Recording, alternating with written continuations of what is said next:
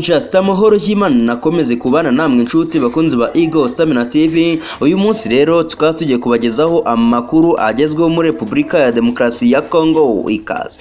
Perezida wa Repubulika ya Demokarasi ya Congo RDC Félix Antoine Tshisekedi yatangaje ko u Rwanda niruhatiriza kujya mu ntambara narwo nta yandi mahitamo bazagira keretse kurwana abyeruye. Uyu mukuru w'igihugu yabivugiye mu kiganiro yagiranye n'abanyekongo baba i Londres mu bwami bw'Ubwongereza ubwo yagiriragayo uruzinduko kuri uyu wa 19 Ukwakira 2022. Tshisekedi yabwiye abanyekongo ko igihugu gihuriye n'Ubwongereza mu muryango Commonwealth aricyo u Rwanda kiri guhungabanya umutekano w'icyacyo, kandi ngo arifuza ko iki gihugu yagiriyemo uruzinduko cyarushyiraho igitutu. Yavuze ko we n'abanyekongo batifuza ko ibibazo by'u Rwanda na RDC bigera ku rwego byabyara intambara yeruye, ariko ngo nirubahatiriza kuyijyamo nta yandi mahitamo azabaho keretse intambara.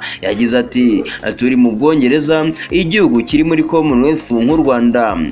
Inshingano yanyu ni ukumvisha abayobozi bo mu Bwongereza kugira ngo barusheho kotsa igitutu u Rwanda. Ntabwo dushaka ko bigera ku gasongero, ni ukuvuga intambara, ariko niduhatirizwa nta yandi mahitamo azabaho. Muri uru ruzinduko Tshisekedi yakiriwe n'umwami w'Ubwongereza Charles wa gatatu amusaba ko nk'umuyobozi w'icyubahiro wa Commonwealth yakoresha ububasha afite agasaba u Rwanda guhagarika guhungabanya umutekano w'uburasirazuba bw'igihugu cye. Abayobozi bo muri RDC bakomeje ubukangurambaga bwumvikanisha ko u Rwanda rwateye igihugu cyabo rwitwikiriye umutwe witwaje intwaro wa M23 umaze amezi ane ufashe agace ka Bunagana n'utundi bihana imbibi. Gusa rwo mu bisobanuro rwatanze kenshi rwahamije ko iki kirego gishingiye ku kinyoma.